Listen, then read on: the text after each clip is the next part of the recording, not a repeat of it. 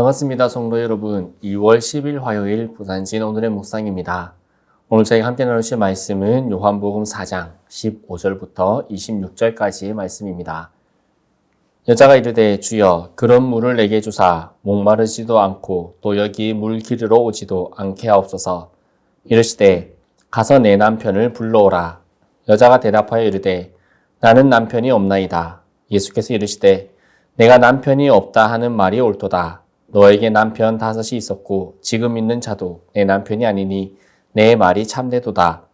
여자가 이르되 주여 내가 보니 선지자로소이다. 우리 조상들은 이 산에서 예배하였는데 당신의 말은 예배할 곳이 예루살렘에 있다 하더이다. 예수께서 이르시되 여자여 내 말을 믿으라. 이 산에서도 말고 예루살렘에서도 말고 너희가 아버지께 예배할 때가 이르리라.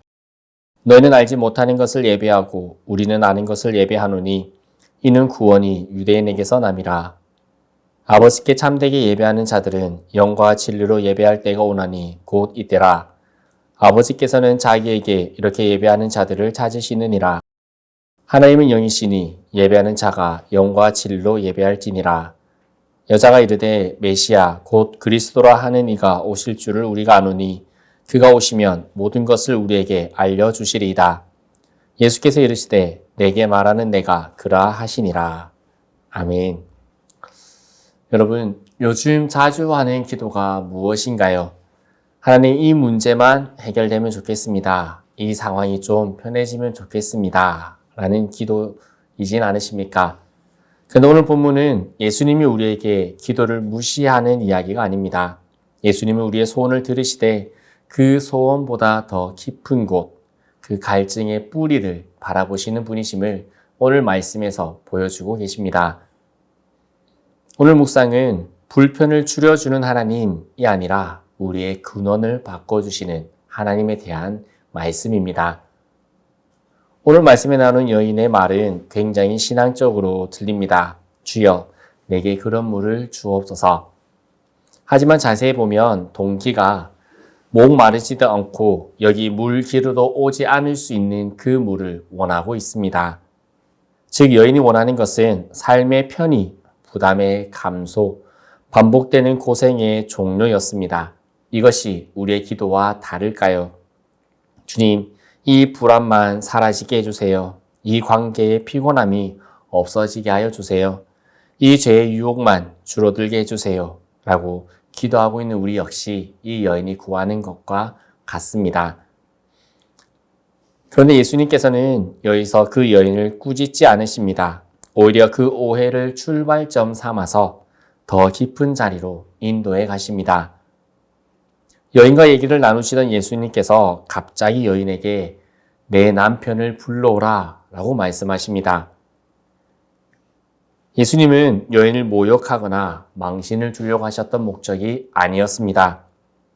여인이 원하는 그 생수, 그러한 물을 받기 위해 반드시 지나야 하는 자신의 진실에 대한 그 여정을 예수님께서 이끌어내고 계신 것입니다. 그리고 여인은 말합니다. 나는 남편이 없나이다. 예수님은 여인의 그 말을 참되다라고 말씀해 주십니다. 예수님은 여인을 무너뜨리는 방식이 아니었습니다. 오히려 예수님께서는 그 여인이 나는 이라는 말이 그녀에게서 나오기를 원하셨습니다. 말할 수 있는 공간, 숨지 않아도 되는 그 장소, 그것이 바로 복음의 자리입니다. 그래서 예수님께서 우리의 인생에서 건드리는 것은 네가 정말 목마른 이유가 무엇이냐? 내가 반복해서 기대하고 있는 그리고 의지하고 있는 우물은 무엇이냐? 네가 편하고 싶어지는 그 문제 뒤에 숨기고 있는 정말로 붙들고 있는 것이 무엇이냐라고 물어보시는 것입니다. 생수라는 것은 행동의 교정만을 말하는 것이 아닙니다. 내 삶에 그 의지하고 있는 그 기대의 중심에 대한 그리고 그 생수가 옮겨져 가는 그 기대의 중심이 바뀌는 사건이 바로 오늘의 사건이었던 것입니다.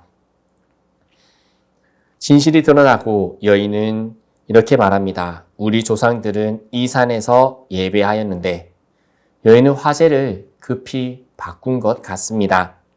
상처가 드러나면 우리도 종종 다른 이야기로 넘어갑니다. 그건 원래 교리적인 말이지, 그건 전통의 문제고, 그건 교회 시스템의 문제고 등으로 우리는 넘어가려 합니다. 하지만 예수님께서는 본질로 돌려놓습니다. 아버지께 참되게 예배하는 자들은 영과 진리로 예배할 때가 오나니 곧 이때라. 여기서 핵심은 단순히 예배를 영과 진리로 진실되게 드려라가 아닙니다. 예배는 결국 장소의 문제를 넘어서 하나님을 하나님으로 모시게 되는 문제인 것을 말씀해 주고 있는 것입니다. 즉 여인이 원했던 그 생수의 근원을 다시 말씀해 주고 계신 것입니다. 진리로 예배한다는 것은 내 취향과 분위기로 하나님을 규정하지 않고 하나님이 드러내시는 그 방식, 복음과 말씀 안에서 하나님을 만나는 것을 의미합니다. 영으로 예배한다는 것은 예배가 단지 내 감정의 고조, 그것이 아니라 하나님의 영이 나를 하나님께로 이끌어 가시는 실제적인 사건을 뜻합니다. 그리고 예수님은 결정적으로 이렇게 말씀하십니다. 하나님께서 자기에게 이렇게 예배하는 자들을 찾으시느니라.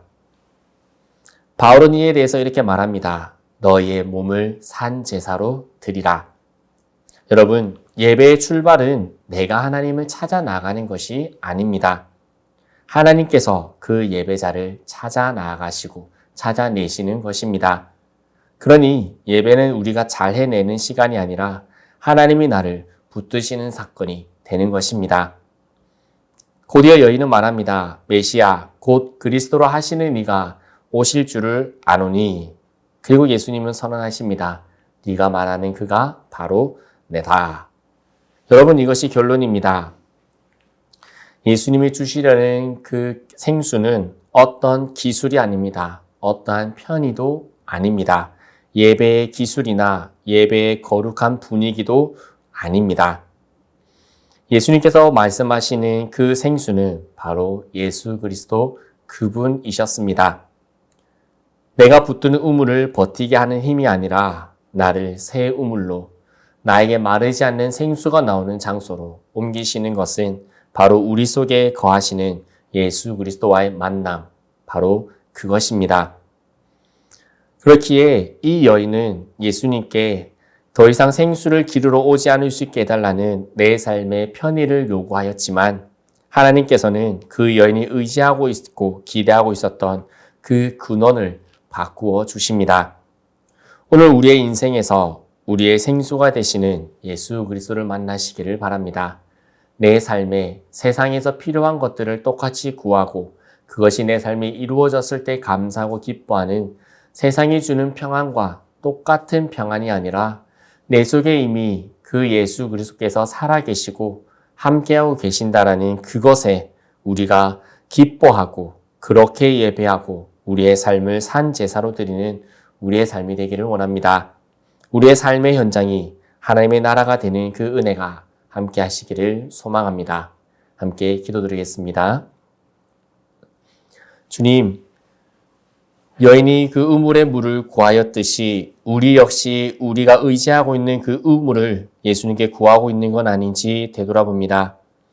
주님께서는 나의 삶을 더 편하게 만드시는 분이 아니라 내가 의지하고 기대하고 있는 그 근원을 바꾸시는 분이심을 또다시 고백합니다.